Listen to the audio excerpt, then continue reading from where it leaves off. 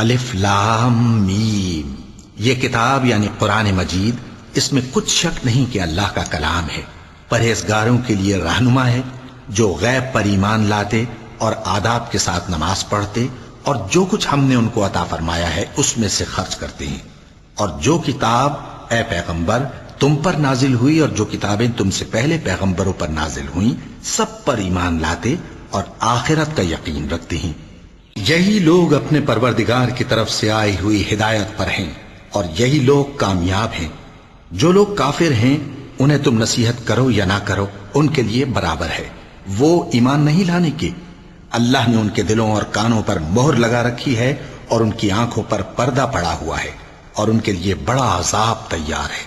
اور بعض لوگ ایسے ہیں جو کہتے ہیں کہ ہم اللہ پر اور روز آخر پر ایمان رکھتے ہیں، حالانکہ وہ ایمان نہیں رکھتے۔